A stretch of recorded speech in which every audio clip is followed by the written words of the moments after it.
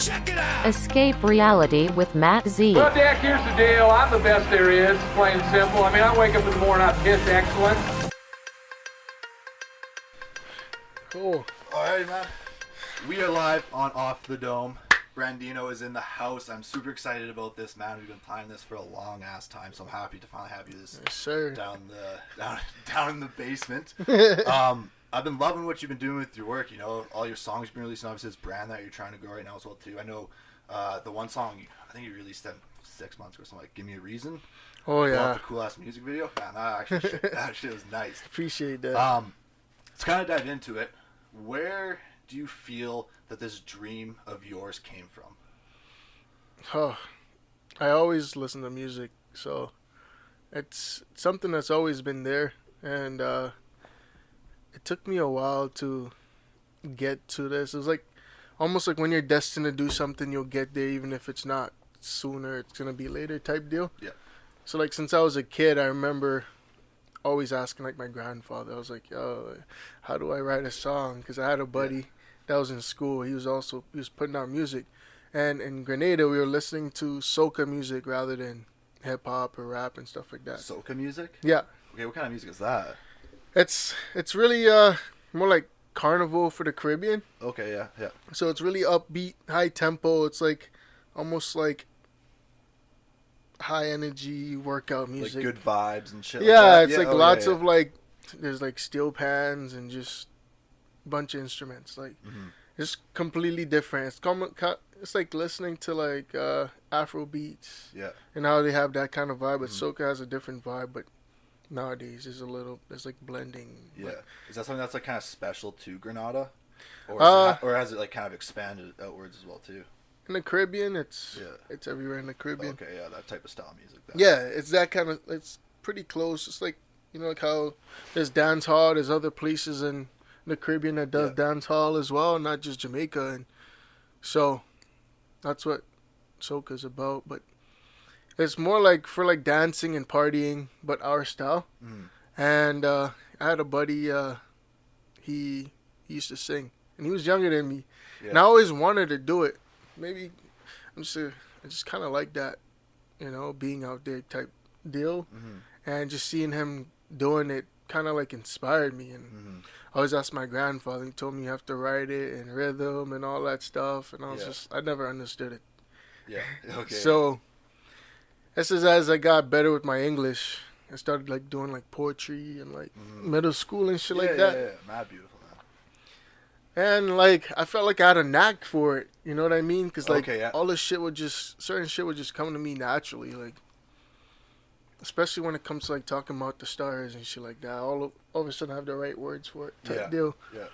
But it was just that navigation from turning that into actual rhythm and being able to deliver it properly. And I was like spent the last year working on that type deal. So it's basically it's a whole art form that you're creating then, right? Yeah, it is. I mean, essentially, I don't know how other people see it, but in terms of the way I go about it, it's something that kind of grew on me. So I always loved music.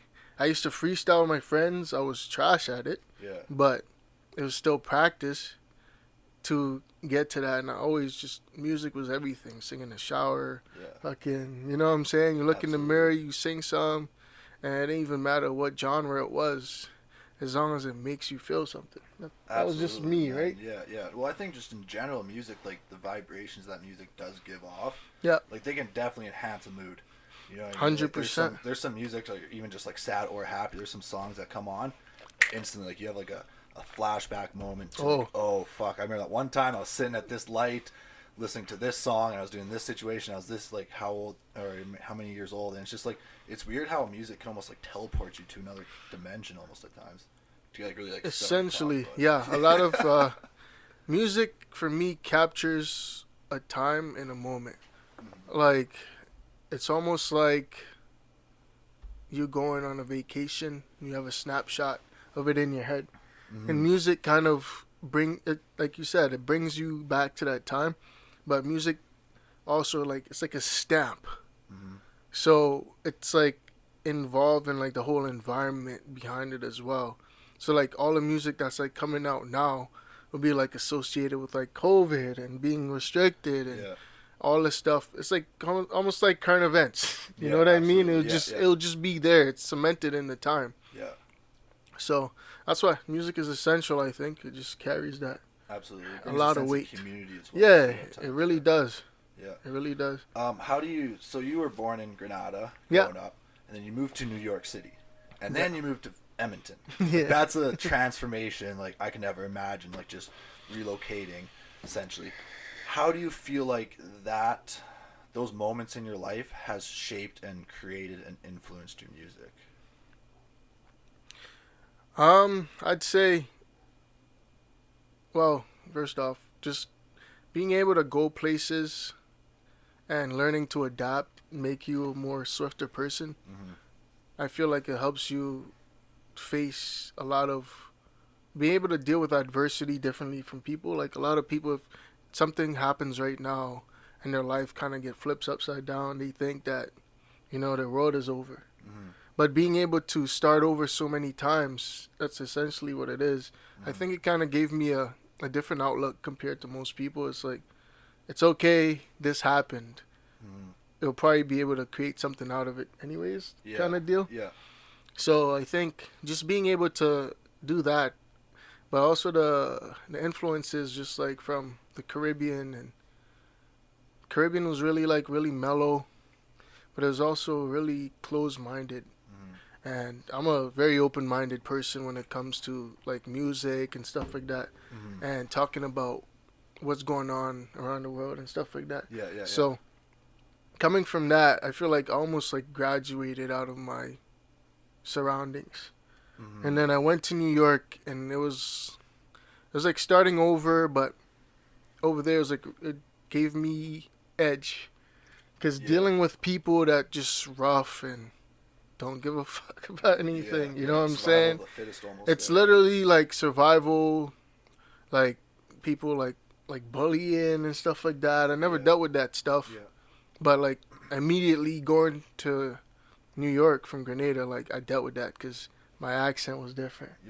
So they used to be like, and I took it personally, but I didn't realize it was, if I was just more solid in who I was, then it would have never affected me. Absolutely. You know what I'm saying? I was shaky because I wanted to fit in. I was like, man, I'm finally in one of my dream places. Yeah, absolutely. And then you just didn't fit in then. Yeah, and I didn't fit in. I felt like I didn't belong. Mm-hmm. And I just spent like a lot of years trying to get myself just embedded in that whole community, because Brooklyn had a community of its own. You know what I mean? It was, if you're from Brooklyn and you're expected to be somehow and stuff like that, it's just how it is. Yeah, you're supposed to, like, it's almost a stereotype. Right? It is. And you're from there, so you kind of live up to it.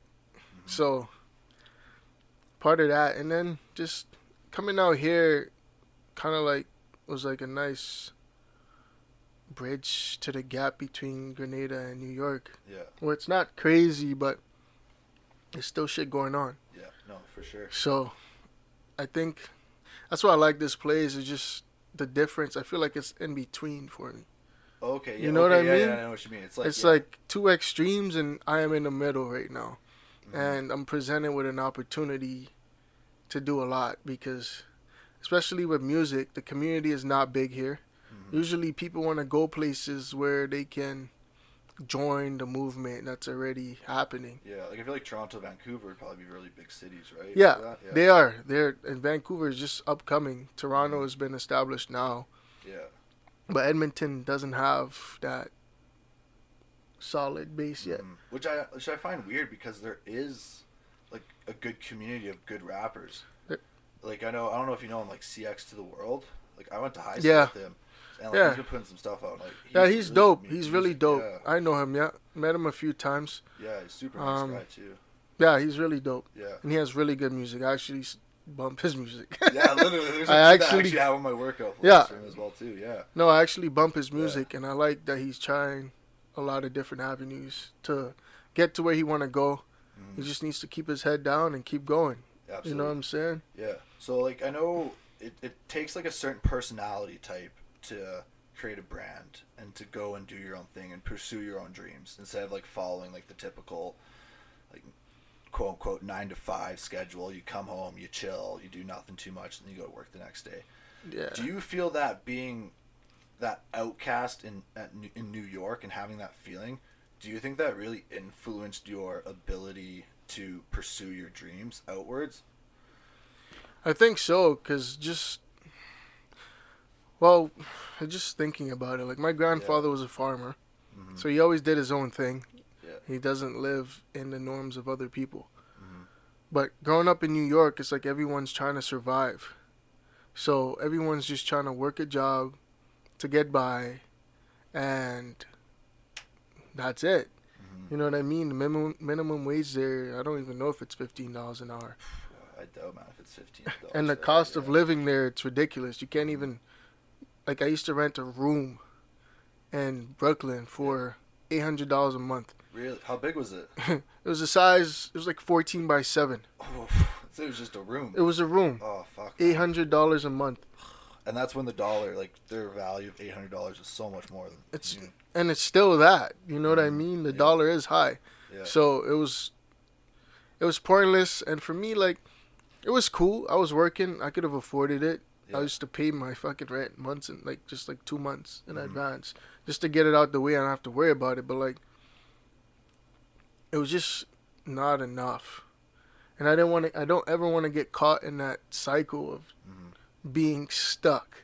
I hate that shit, man. Like repetition, Yeah. something over and over and over again. Yeah, being stuck, man, like, it's so easy to get caught up in that. So I think just seeing what, like, my mom used to deal with and just the whole family of just the survival, he wasn't living.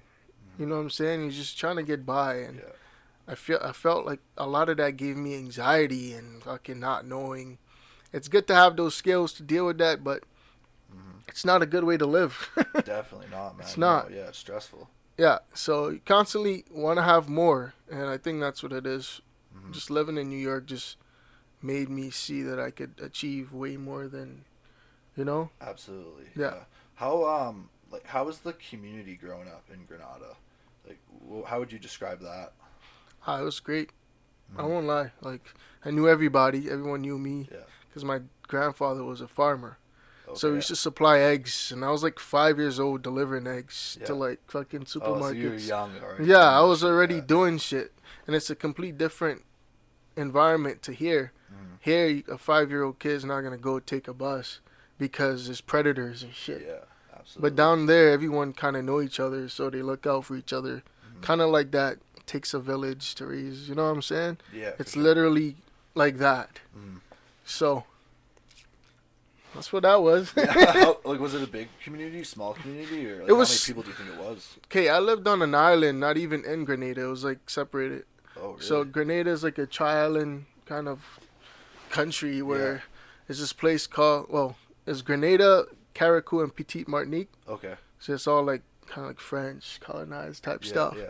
So I lived on an island called 𝐂𝐿𝐴, and there's probably like 7,000 people on it. Oh, really? Like, so it's just like a small town. It's then almost, right? villages. Oh, really? Literally villages. Shit. Yeah, that's crazy. So it was small. I used to think looking past the horizon, that was the end of the world type deal. You know what I'm saying? Yeah. So it's really closed-minded and narrow-minded. Absolutely. Yeah. So like, in terms of why you say it is closed-minded, this could be one of my questions actually, but you just think it's closed-minded just because it is like a small town mentality, and they don't have those outside influences to come in there and make a change then? They have them. They have them? It's just that when you've been living a type of way your whole life, and your parents live that way, and your grandparents live that way, it's almost like a way of living. But also, these guys are way more happier than we are. Yeah. Because they're happy with what they have. Yeah. They're getting by, they're advancing, but it's not as fast. So for them, it's like, okay, they're good. You know what I'm saying? We're good. Yeah. We don't want no crazy changes to disrupt what we got going on. Yeah, for They'll sure. mess with their happiness. Yeah. For So, I mean, all of that is changing now, but I feel like change needs to happen. Like, change is a good thing. they have to get it. Right, It's the only way to keep moving, or else it'll just be like, whoever's living in the jungle somewhere Yeah. that's there that we don't know of. Yeah, for sure. Literally. So I kind of want to like jump now to like what you're doing right now.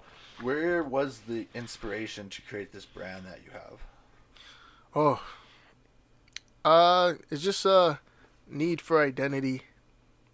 I feel like if you want to stand apart and just be a solid, whole person, you have to have a brand. Mm-hmm. You know what I mean? And I look at everywhere, like all the celebrities to the monster drinks and stuff like that. Yeah. Everyone has a brand and a brand identity. So for me, I just decided that I needed to do that because you have to be a whole package rather than just a person. Mm-hmm. Yeah. So it's all about, it's everything. It's all like packaging, how it looks, what it tastes like, everything. Mm-hmm. So it's just being able to package myself and bring forth it. Absolutely. So what is your brand then? If you want to explain it. Well, for me, I want to create like an environment for people that want to be better. So it's just dealing with what you deal with day to day, but always remembering that there's something ahead.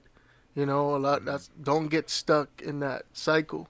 Yeah. So I try to I bring you to the dark times. I'll try to bring you to the bring you out of the dark to the light. Yeah. Show you both sides, just to make you see it's a big picture. It's not just one thing only. Mm-hmm. So that's essentially what my brand is, and to go about it with no shame, no regrets. Everything that happens for a reason. Yeah. And ANSR was born, Yeah, absolutely. I think that's super important to have a brand that's just like authentic at the end of the day. And I feel like that with like your image and the message you're trying to put out there is definitely authentic. Yeah. That was my key. I just want to make sure that everyone, it's almost like just a reassurance. Mm-hmm. You know what I mean? It's so much going on in the world where everyone's trying to be who they're not. So I have to intentionally put myself in certain situations, but I have to bring it back out and show them it's not like that. Yeah. It's not what you think it is and stuff like that. So that's just I'm always that type of person to go in, see what it's like, and then come out and say it's not like that. Don't do it. You know what absolutely. I mean? 100%. I'll take that risk for you. Yeah, absolutely. I know. I always like the saying, just in general, when you're doing something in life, I would much rather be the person in the on the court getting the shit kicked out of me than to be in the guy in the stands in like the luxury box. Yeah. You know what I mean? It's just like there's two different perspectives on it. Yeah, exactly. Yeah. Sorry, you had mentioned that you're obviously authentic as fuck, which I definitely respect. Appreciate that. And you were saying that like obviously there's good times and there's bad times. What do you feel like some of the struggles and the pitfalls that you've encountered throughout this kind of journey, creating this brand and trying to become a rapper as well? I wouldn't call it pitfalls, more so just lessons. Absolutely. You know what I mean? Yeah, that's all it is. Yeah. I'm coming into this industry not knowing shit. So I have to take one day at a time, whatever comes to me. There's consequences to everything you do, and consequences are good and bad. Mm-hmm. So sometimes you try to get it too quick, and then you get a consequence like, hold on, no, that's not how it works. You waste some money, or you waste some time, and then, you learn from that and you move on. And I think my biggest thing is spending a lot of money in this industry, but having to remember that, excuse me, no worries, man. Just going forward that it's going to pay off. Mm-hmm. Yeah. And a lot of people get caught up in wanting things too quick.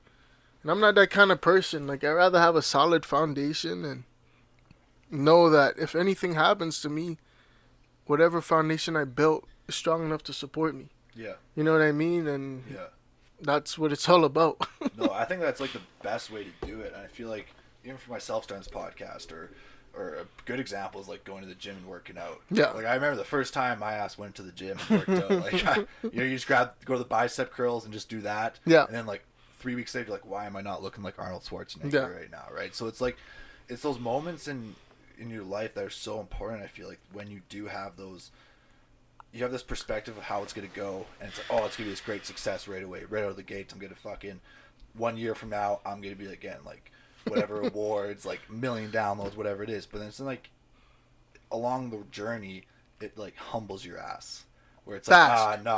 It happens fast, especially for me in music.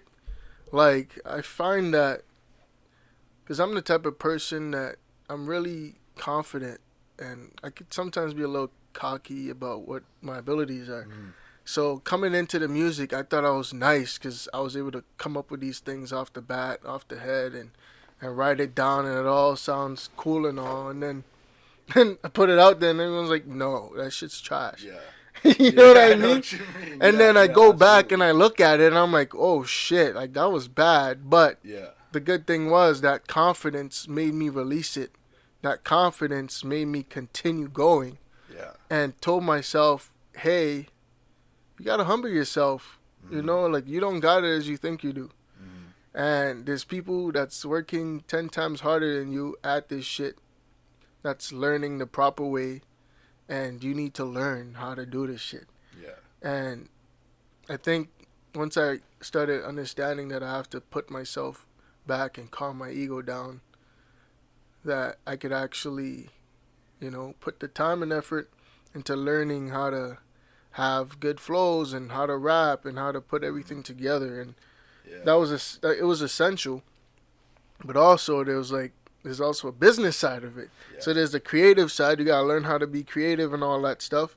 But then there's the business side where you have to build a brand, and you have to be able to build certain relationships and all those things and keep going. So it's like, it's a lot. It's a lot of work for one person. And you need a solid support system, or else, hey, if I didn't have a job and I was making enough money to keep doing this somehow, you know what I mean? Like, oh, hey, someone just came on the street and knocked on my shoulder and said, hey, buddy, here's $1 million to pursue your dream. You know what I'm saying? And, it'll be a breeze, but it's not how it works. Not how it works. But I feel like through that struggle, though, you find that authentic meaning behind everything.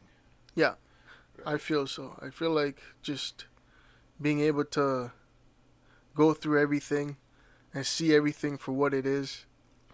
No regrets, no shame, just deal with it. And you overcome those things, and you fall in love with the journey. And a lot of people kind of like, they don't see it for that. They just want the outcome. Absolutely. You know what I mean? And I think that's why a lot of people will be very unsatisfied for when they get to where they got to go, because it's not what they thought it was. You know what I mean? It's like they think, oh, the just being there is going to make you happy. But it's actually the process of doing something that's greater and larger than you that's going to make you feel more fulfilled rather than getting there. Yeah. You know what I mean? Oh, man, 100%. You couldn't have said that more. Yeah. Than that. Like, holy shit. Like, I know just, like my own personal experiences of going through that stuff, where it's just, like, on a day-to-day basis, like, it does seem like a fucking grind with this stuff sometimes, and it feels, like, overwhelming, and you're just, like, you question yourself at times, like, hey, is this really worth it? Yeah. For, like, how much effort I'm putting into, et cetera, et cetera. But then I know what's, like, really big is that ability to reflect on everything. Yeah. And then see, like, 2 years ago where you were, a year ago, 6 months, like, what you were doing and the brand that you're establishing, and you look what you're doing now. Yeah. And it's not even like the music that you're putting out is necessarily even better, but you understand that perspective on how to do it better, and you have, like, a clear vision for your end product then. Yeah. Essentially, and it all takes planning. You know what I mean? And understanding that you're not going to get to where you want to go tomorrow. Like, there's a few books, and I read books because I went to school for business. I had to. Yeah, absolutely. And I learned that 10,000 hours for mastery. Yeah. You put 10,000 hours towards anything, you'll be a master at it. Yeah. No matter what. So you got to put in the time. And I don't look at it as that to force myself to say, oh, gosh, I got to put 10,000 hours towards this. But it's a matter of understanding that this thing that you want will take time. Yeah. So everyone wants to blow up tomorrow.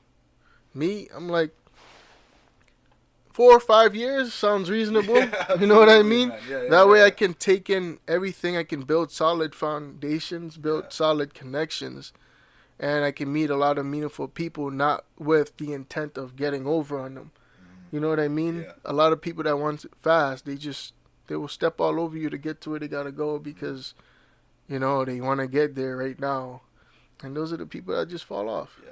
Well, I think there's something beautiful in overcoming failure. Yeah. Like, I think failure is the best thing that could happen to you in your life because it gives you a whole new perspective on how to live your life and the vision that you do have for your life. And I've always been somebody where your perspective on how you approach a situation dictates how you feel during the situation and the outcome of the situation. Whether it is reading a textbook, and if your mindset is, fuck, I don't give a shit about this, you're not going to learn. But if you're super open-minded and you're willing to, like, accept the knowledge, and I feel like just having that trait, being open-minded that you said that you have, that's so important during that growth. And I love that you said that you are looking 5 years in the future. Yeah. And, like, a question I've asked myself is, okay, well, say you're 35 years old, Matt, and it finally paid off. Yeah. Say you're 40 years old and it finally paid off. Would that be worth it for your rest of your life? I'm like, fuck yeah, man. I'm like, hell in yeah. a heartbeat, like, it's so worth that payoff, you know? I saw a post today. It was saying, I forgot what his name was. It was a producer. He was producing since he was a teenager. Yeah. And he got his biggest role as a producer when he was 50. And that was the Michael Jackson's Thriller. That was his biggest hit. Oh, shit. It's a lot of years. Yeah. Shit. You know what Oh I'm saying? God, yeah. It happened.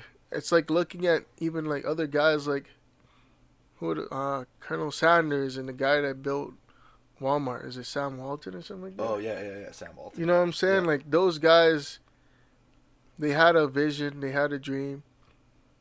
It was not like, they got to get there now. It's like they understood it's a process. And sometimes you get caught up in life. Yeah. And it'll sidetrack you, but as long as you return to it, that's the most important part. You know what I'm saying? So that's my take on that, for real. Absolutely, man. So I want to kind of go to your process of creating music. So what kind of introduced me to like the whole process from the moment of like inspiration. Obviously, inspiration probably hits at like different moments. Oh yeah, it's sporadic. To like the product. Like, give me like a summary if you could. Shit. It all depends on the day, the vibe. I taught myself more likely recently that I can't force it.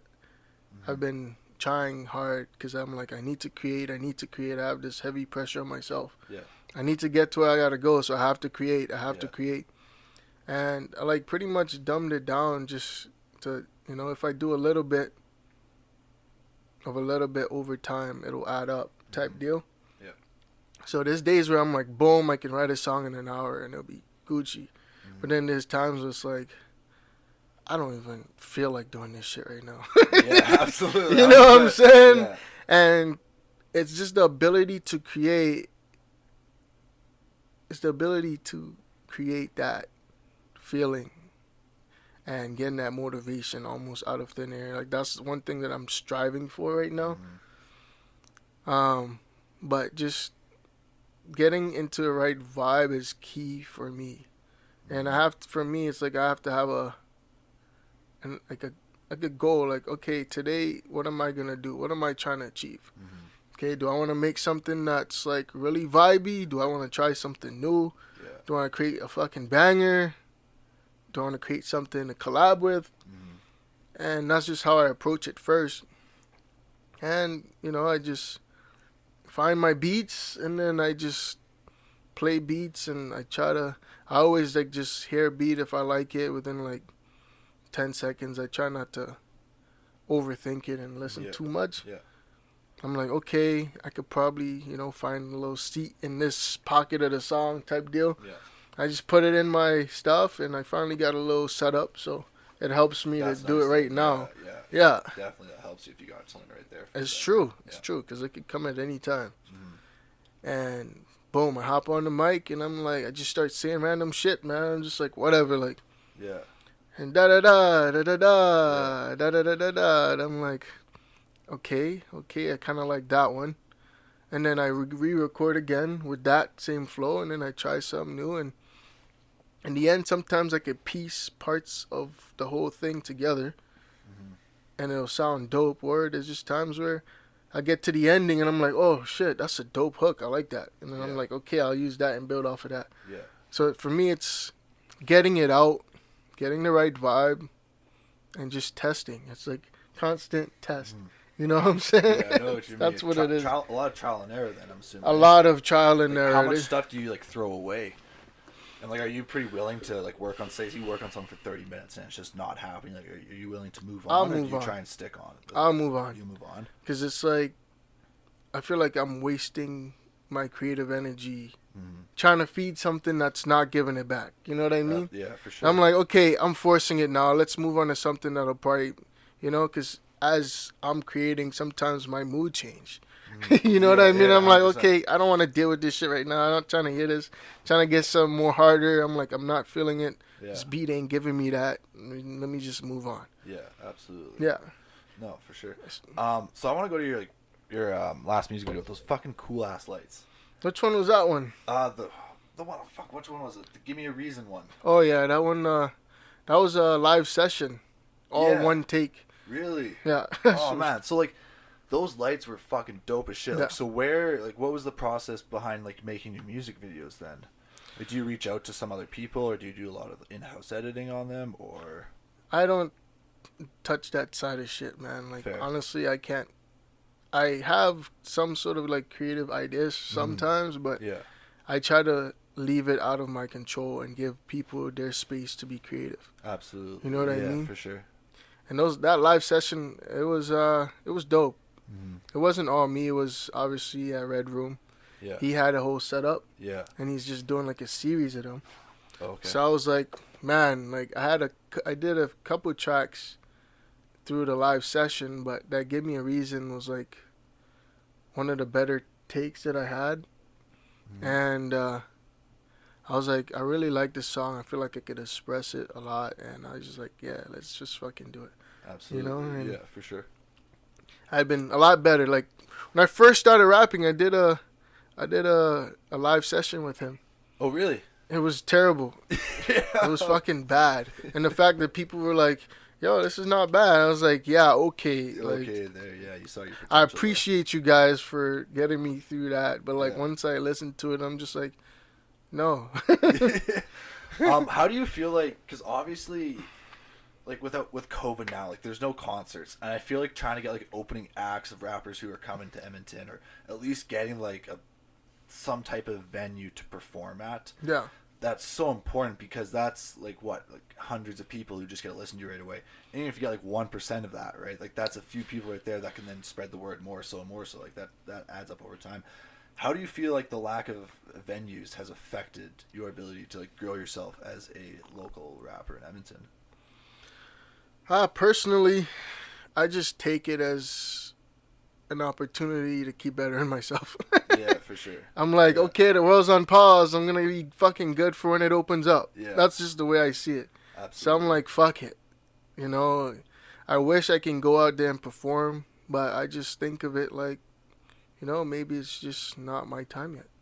That's fair. You know what I mean? I feel like sometimes it is best to work underground almost. Yeah. And build like you're saying, that foundation that you want to build like your skyscraper Yeah. on. And it's hard. I mean, it's good to perform, you know, for the first time in front of people, but if I can somehow build myself up and kind of like get people excited to want to go see me, that they will come with intention, Yeah. for rather sure. than just, you know, me trying to wow someone over from just meeting them, which is also requires skill. So Yeah, absolutely. it's, for me, it's either or. I don't take it as a downfaller of any sort. Like, yeah, like in terms of financially, it'd probably be best to do shows and Yeah. help make some of that, you know, Yeah, ends for back. sure. But besides all of that, like, I don't let it affect me. I'm just seeing COVID. Hopefully it goes away. Yeah, it's something that's out of your control. Yeah, so it's why out of stress my, about it then? exactly. Yeah, for It's sure. out of my control. I can take advantage of this time to get good at this thing while everyone's stressing about the other shit. For sure, yeah. I'll Focus on be yourself. fucking A1, and then once shit opens up, it's like, where the fuck did this guy come from? Yeah, absolutely. You know what I'm saying? Yeah, and 100%. how is he not affected by what's going on type deal? Yeah. Well, I think it's super important how you viewed the pandemic. 'Cause I know a lot of people just took the time to watch Netflix and get into like bad habits, but I like a lot of people I know took it as an opportunity to then have that free time to do something on their own and create something on their own. Whether it's like, you know, somebody who started doing this like really cool ass painting and shit like that, and she actually started a side business on it. So like he's doing that. Like I know my one buddy starting a fitness account and like a fitness page and like getting into like a whole fitness business and everything. So it's just like the pandemic has created so many problems for people, but it's just like we were talking before, it's all about your perspective.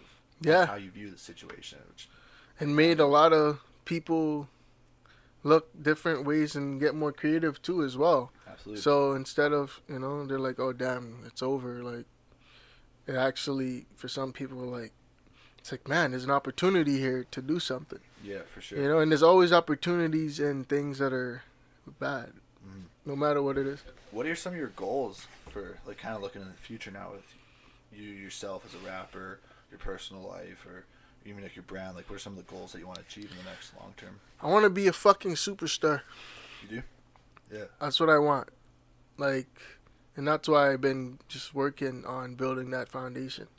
I don't want to be someone that just show their face here today and tomorrow they're gone.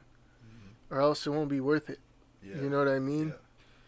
Yeah. And that's like, I want to be able to reach as many people and kind of like open your minds. Like, you know what I mean? That's my whole brand, is just to show you that you can think ahead, you can think bigger than yourself, and just hit a more vast majority of like whatever's happening in the world in just a more creative way. Yeah. It's okay. It's okay. It's like what they need to know. Like, it's all good. Yeah. Don't stress about what's happening to you today. You know, like, you still have life. Yeah, You still have life. So Don't take that shit for granted. don't take it for granted. And if things look rough right now, it's not. I mean, it is for now, but there's always a light at the end of the tunnel. You know what I mean? A tunnel don't just stay dark. Absolutely. So, Matt, I think that's the most beautiful way to end this podcast. yeah. This has been a blessing, man. Yes, Thank sir. you so much for coming. This was actually, we went down a rabbit hole. This was so much fun. You definitely got to come back on, though, man. This was Yes, a sir. good-ass time. Any final words? Like, you want to give out like any shout outs to like some of your work or anything like that? Man, I want to shout out to everybody that's, you know, a part of this whole rap scene. Just continue doing what you're doing. We need to continue building the community, you know what I mean? And even doing this shit right here, this is dope. I thank you for having me No, man, for sure. and reaching out and stuff. And, of course, I'm going to do this because I want to help build whatever it is I can for the city, right? For sure, yeah, absolutely. So, yeah. everyone that's doing this shit, just keep fucking going. Just remember, like, we have our goals, but it's also larger than us because we're creating a movement. You know what I mean? It's not just getting the hottest song and going into the industry and fuck everybody else. It's not that. Because you're actually kind of like paving the way for the youths that see you. And they like, oh shit, we can do that too, rather than reverting to other shit. You know what I mean? Yeah, building a foundation in community and a reputation in Edmonton as like a Exactly. city, you know? Yeah, just stay away from all the shit that they make seem cool, because it's not. They're just using it as a ploy to make more money. That's literally what it is. Absolutely. They're getting exploited. So, Where can people find your music at, man? everywhere. You search up Brandino, you know what I'm saying? Yeah, I love this shit. I'm on IG at GramKiller, Twitter, TikTok, all that shit. Yeah, absolutely, man. I'll give you a shout out on Instagram as well, too. Don't Yeah, sweat for about it. sure. I'm definitely going to shout you out. All right, bro. And yeah, thanks a All lot. right, man. Thanks for coming on, bro. That was so much fucking fun. Yeah.